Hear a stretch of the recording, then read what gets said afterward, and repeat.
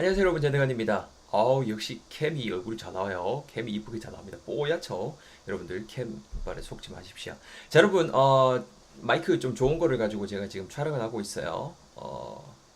이번 영상의 주제는요 뭐냐면요, 한국에서 영어 공부할 때, 혼자 영어 공부할 때 별로 도움이 안 되는 방법 세 가지라는 주제를 가지고 한번 여러분들과 이야기를 나눠보고자 합니다.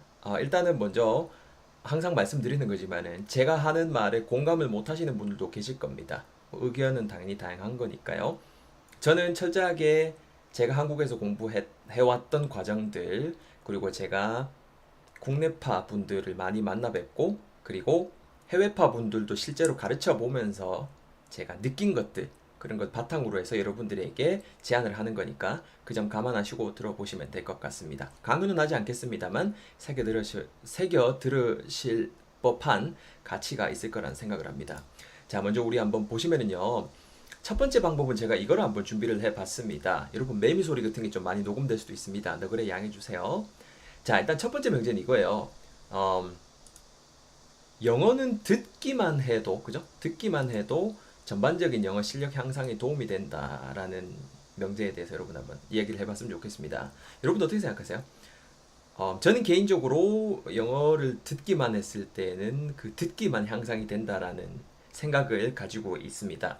그 말인즉슨 뭐냐면요. 처음 영어를 시작하는 분들, 제가 말하는 처음 시작하시는 분들은 애기들은 물론 효과가 있다고 생각합니다. 애기들은 워낙 그 뇌에 지금 활성화되는 부분이 다르니까. 하지만은 성인들, 우리 같은 사람들 있지 않습니까? 성인들이 영어를 배우는 데 있어서 처음부터 듣기만 해서 전반적인 영어 실력 향상의 그 효과를 기대하는 거는 어느 정도 말이 되지 않는다라고 저는 생각을 합니다. 왜냐하면 여러분, 제가 지금 여기 적어놓은 거 보이시겠지만은 내가 알고 있는 그 문장 구조 또 턱없이 부족하고, 또 내가 알고 있는 어휘, 멋있는 어휘 같은 걸 말하는 게 아닙니다. 살아가는데 필요한 그냥 무난한 어휘들, 우리가 학교 다닐 때 접했던 어휘들, 그런 어휘들 자체도 익숙하지 않은 상태에서 무턱대고 듣는다고 해서, 그리고 그 정작 그 듣는 거가 이제 내가 그게 한 70% 이상 정도 이해할 수 있는 그런 수준의 것을 잘 골라서 듣는다 한들 정작 그게 들었는 게 이게 입 밖으로 나올까요? 그걸 좀 잘 생각해 보시면 좋을 것 같아요. 그러니까 주입되는 그 인풋이랑 그다음에 우리가 뱉어야 되는 아웃풋은 그 어떻게 좀 체계가 다르다고 생각하거든요. 서로가 이렇게 맞물려서 도움을 줘야지 인풋만 한다고 해서 아웃풋이 는다? 저는 그렇게는 생각을 하지 않습니다. 그래서 투자 시간 대비 효율성을 따져 보셨을 때 처음부터 이제 미드 같은 거 들으면서 막 내뱉고 하면은 도움이 된다고 해요 되것이 6개월만 투자하면 된다는데 그거 해볼만 하지 않나요? 한번 고민해 보실 문제가 아닐까라는 생각을 합니다. 아시겠죠? 그래서 듣기부터 공부하는 거는, 영어 공부하는 거는 저는 개인적으로 반대입니다. 기본적으로 문장 같은 걸 좀 볼 수 있는 눈, 그죠? 그런 걸 먼저 키우신 다음에, 그 다음에 준비를 하신 다음에 스펀지화 하신 다음에 그때부터 이제 듣기 공부를 본인에게 맞는 거를 택해서 하시면은 훨씬 더 시간 투자 대비 효율을 보지 않을까라는 생각을 합니다. 아시겠죠? 자, 첫 번째 방법이었고요.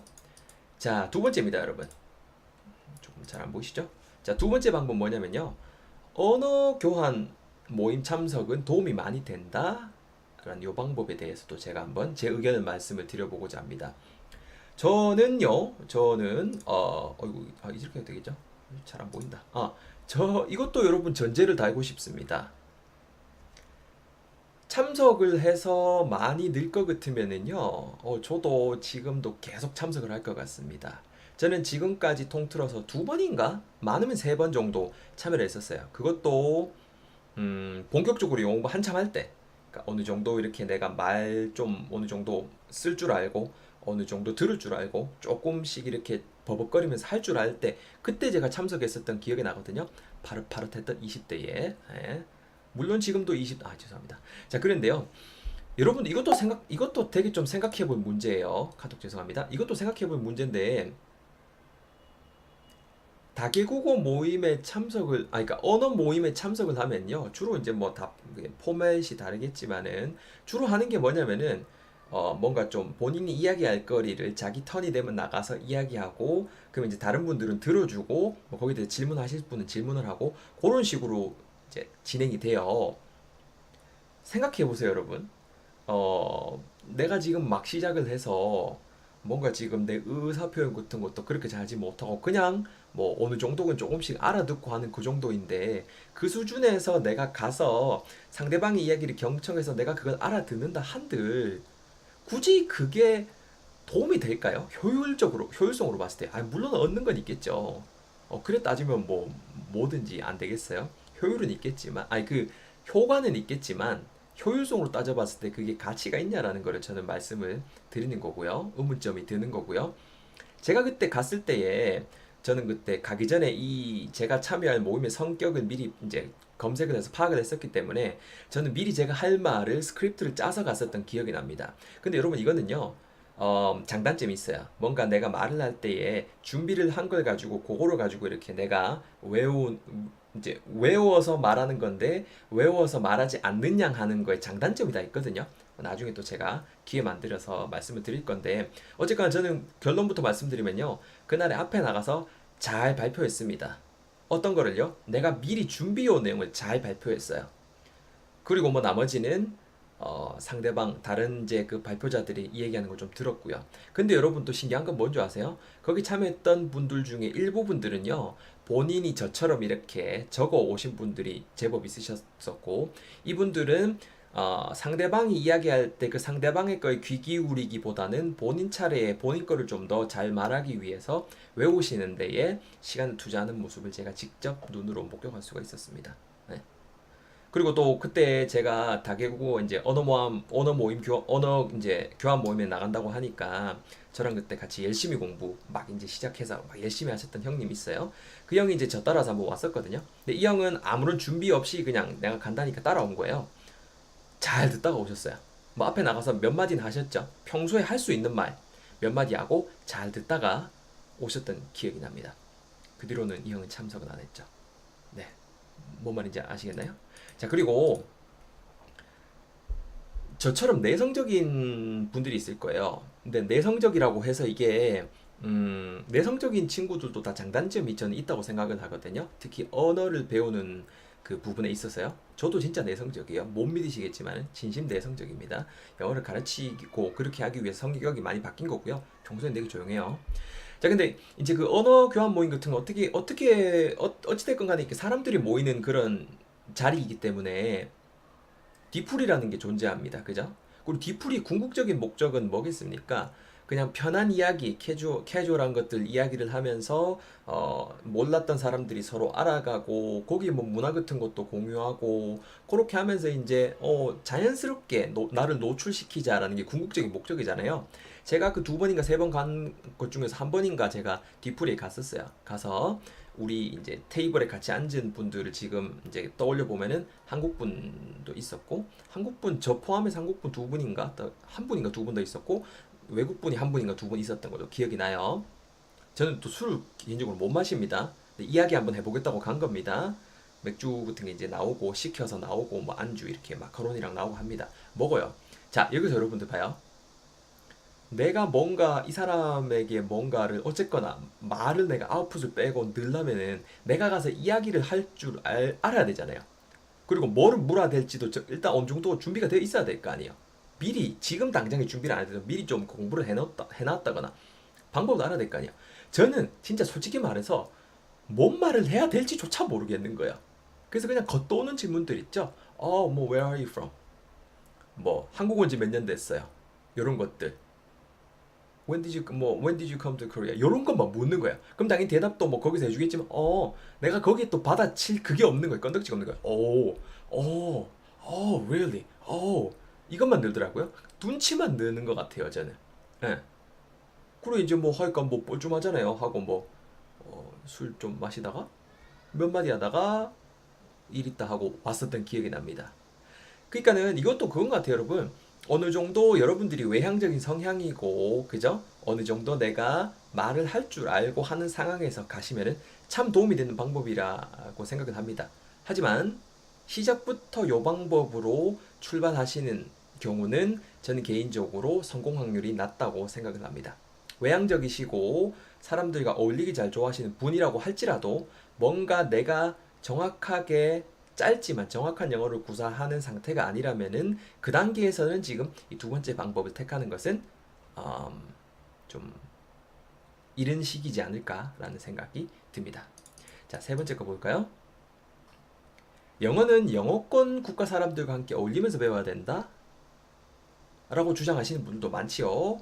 뭐 이것도 이제 제가 제 의견을 말씀을 드리려면은 두 번째 제 이제 거에 대한 답변이랑 좀 중복되는 부분이 많은데요. 이런 경우 있어요. 이것도 정작 생각해 보세요, 여러분. 여러분들이 지금 여러분들이 말할 수 있는 수준이 탁 까놓고 말해서 내가 말할 수 있는 거리가 10개에서 20개 미만이라고 생각해 보세요. 뭐 질문도 몇 살이에요? 어디서 왔어요? 한국 음식 뭐 좋아해요?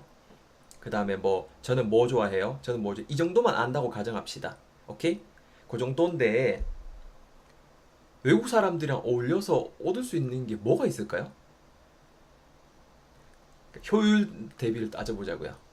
여러분 왜 주위에 그럼 이런 사람들 있죠. 아니 니는 왜 그렇게 매사에 부정적이냐. 아니 같이 어울려 놀다 보면은 이 친구가 나한테 표현하는 거를 그냥 내가 자연스럽게 듣고 이렇게 흉내 내면서 그렇게 얻는 거 아니냐. 한두 마디 정도는 여러분들 얻을 수가 있겠죠. 근데 어쨌거나 겉도는 얘기만 하다 오지 않을까요? 내가 이 친구한테 깊은 내가 지금 언어를 구사하는 그 수준 자체가 이 친구한테 그래도 뭔가 좀 문화적인 차이에 대한 질문이라던가 조금 날카롭고 깊은 질문을 할 수 있는 정도의 그 이제 문장 구조 같은 것들을 내가 가지고 있는 상황이라면은 전 되게 괜찮다고 봐요. 그죠? 특히 또 성격까지 외향적이면은 완전 우왕굿이죠. 근데 성격도 저처럼 내성적이에요. 그리고 뭔가 정작 지금 내 영어의 수준이 지금 미비한 상태예요. 근데 이때에 굳이 나가서 영어권 국가 친구들을 어떻게든 내가 만나서 어떻게든 이 친구들과 어울려야겠다라고 생각하실 필요는 없다라는 거죠. 실질적으로 주변에 보면 그런 친구들 한두 명씩은 있을 거예요. 뭐 거의 뭐 매주마다 이태원에 가서 이제 뭐 다양한 국가에서 온 친구들이랑 같이 어울리는 친구들 있으시다면요. 여러분 객관적으로 그 친구의 영어 실력이 여러분들이 봤을 때 어떤지를 한번 생각을 해보세요. 물론 잘하는 친구들도 있겠죠. 근데요. 제가 봤을 때는 그 친구들은 원래 잘했을 확률이 높다고 봐요. 원래 잘하는 상태에서 그 외국인 친구들과 어울리면서 더 시너지 효과를 봤다고 생각하고요. 제가 말하는 그 친구들은 처음부터 뭔가 좀 내성적인데 극복하고자 노력하고 해서 처음부터 영어권 국가들 친구들에게 어울려서 그죠? 영어가 는 친구들이 과연 얼마나 있을지 잘 둘러보세요. 없을걸요? 네. 대건 씨 말 잘하고 하던데요? 뭔가 근데 좀 어떻게 보면 엉터리 영어를 하지는 않던가요? 대건 씨 말만 통하면 되지 뭐 그런 걸 더 따지고 앉았습니까? 만약에 그게 여러분들이 원하는 언어 수준이라면은 말리진 않겠습니다만 저는 개인적으로 제가 가르친 학생들에게는 추천하진 않아요. 네. 뭔 말인지 알겠죠? 그래서 뭐 잘 놀고 오고 그다음에 눈치 좋아지고 그죠? 알아들어야 내가 뭐 really, interesting 이런 건 받아쳐줘야 되니까. 그러니까 상대방은 길게 말해주는데 내가 말하는 건 단답이가 되는 거죠. 단답형으로 대답을 하는 거죠. 공감 좀 하시는 분들 계실 겁니다. 자, 그렇게 한번 저는 굳이 한국에서 영어 공부를 처음 시작하는 분들이 하지 말았으면 하는 할 필요가 굳이 없다라고 생각하는 좀 보편적인 우리가 영어로 배우는 방법 세 가지에 대해서 제 의견을 한번 말씀을 드려봤습니다. 이게 여러분 정리를 좀 해보자면요.